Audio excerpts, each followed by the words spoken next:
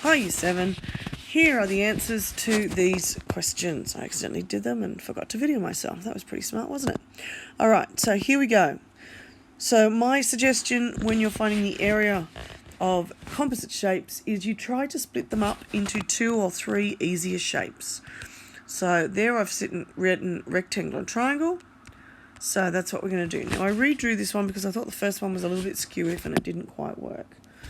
So the first thing I have done, I'll draw it in purple, is I have split it this way from the one that you've got on your sheet. So hopefully you'll notice there's a rectangle at the top, which is 10 by 5, which makes 50.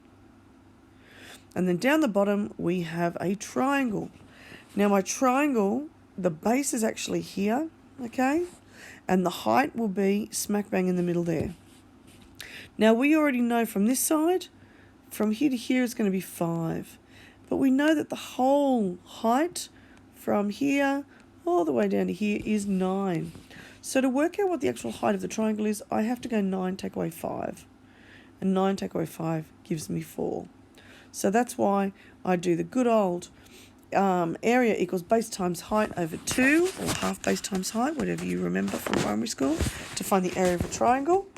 So my base is 10. My height is 4, so that's what I use for base and height, and I get an answer of 20. Now once I've done that, I have to add the two areas of the shapes together. So down the bottom in red here, I write area 1 plus area 2 equals 50 plus 20, which is 70. Now my units in my question were in centimetres, so I must write my answer with centimetres squared. Now remember, the squared just means it's an area answer. I'm not actually squaring anything. Okay, so that's the first one. There's your first example. Hopefully you got that one right. Sorry if the first diagram was a bit off-putting. Right, now this one I've scribbled all over because I accidentally did it without recording. Silly miss.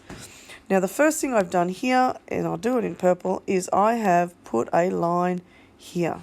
So this time you're going to change it into 2 rectangles. So here is rectangle number 1. And I'll make it in red, I guess. Here is rectangle number 2. Okay? You could have split it downwards if you wanted to from that blue 3 centimetres. Doesn't make any difference, okay? You should still get the same answer no matter what. Okay, so the first little rectangle at the top there, that one is fairly straightforward. This is 2, and this side is 3, so that one was easier. So I wrote area number 1 is 2 times 3, which is 6. Okay. Peasy, easy peasy. Now, next one. You'll notice that there are strokes here. So if I know straight away that that one at the top there is a 3, then that means this one also is a 3. That's what the 1 strokes mean, don't they? Now you'll also notice you've got 2 strokes here and 2 strokes here. So that means this one, which is horizontal, will equal the 2 horizontal sides, 2 and 3, added together, won't they? So if I brought that 2 down, it would sit here. That's where that 2 is sitting there for. And if I brought this 3 down, pardon me, it would sit here, and that's 3. And I'd go 2 plus 3 gives me 5. So that's where that 5 comes from. Now the 2 strokes here also tell me, because that's got 2 strokes, this one is also 5. Okay? So it's good to know that just in case. So this one here I know is 3. I didn't have this one on my original picture. So I went the big side 5, this one here, minus the 3, and that gave me my 2 centimetres over here. So now on my bottom rectangle, that looks like it's long ways, I've got one side that's 5, one side that's 2. So I wrote area 2 equals 2 times 5. Hopefully you know 2 times 5 is 10. Once I've got my 2 separate areas, I must add them together. So area 1 plus area 2 is 6 plus 10, which is 16.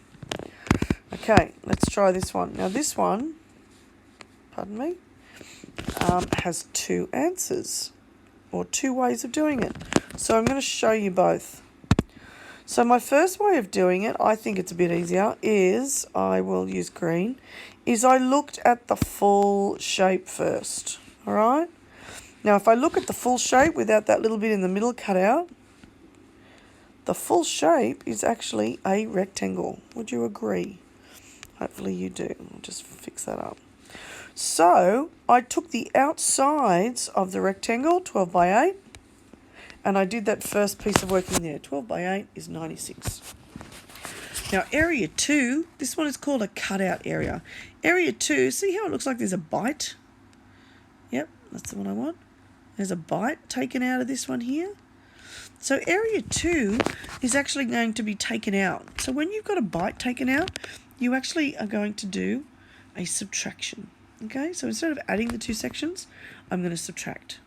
Now, I needed to remember that this one here, this one here, this one here, this one here, and this one here, they all had one little stroke on them. Now, if they've all got the same stroke, hopefully you remember that means they're all the same length. Now, I know I've written 4 all over it, but I'm just going to explain to you how I got that, because I did that before, and we weren't rolling. Okay, so I know that all the way across is 12 from there to there, yes? So I look at all of my horizontal sides, because this one here is also horizontal. And what I need to do, I'll get a different colour so you can see it, is I need to fit this one roughly here. I need to fit this one roughly here. And this one's going to fit roughly here. Now, they're all one stroke, which means they're all the same length. So I need to find 3 numbers that when I add the same 3 numbers together, they can't be different, they have to equal to 12. So the easiest way to do that is to divide by 3. And what's 12 divided by 3? You hopefully all said 4. So that's how I got 4. Now, because all of these ones have one stroke on them, that means these ones with one stroke are also 4. So that means I can work out the area of this little fella here, which is actually a square because all sides are 4. And the area of a square gives me 4 times 4, which is 16. So now I'm going to take a chunk out. So I'm going to do the big area, 96, minus the smaller area of 16, and I get 80. All right. Now, if you don't like that way, you could have split it up into 3 like this. I'll use green again. So here's one rectangle. Here's another. It's actually a square, but it's a very bad picture. Sorry about that.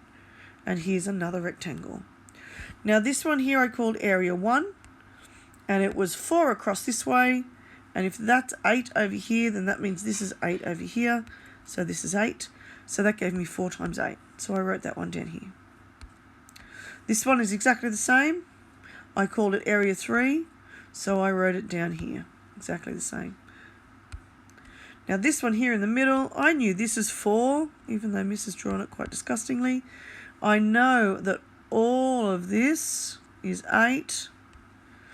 So that means if I took this 4 off it, see here, for that to there is 4. That means from there to there is 4. So if I go 8, take away 4, that will give me this other 4. So that means these sides, even though they don't look it because I didn't draw it very well, they're also 4.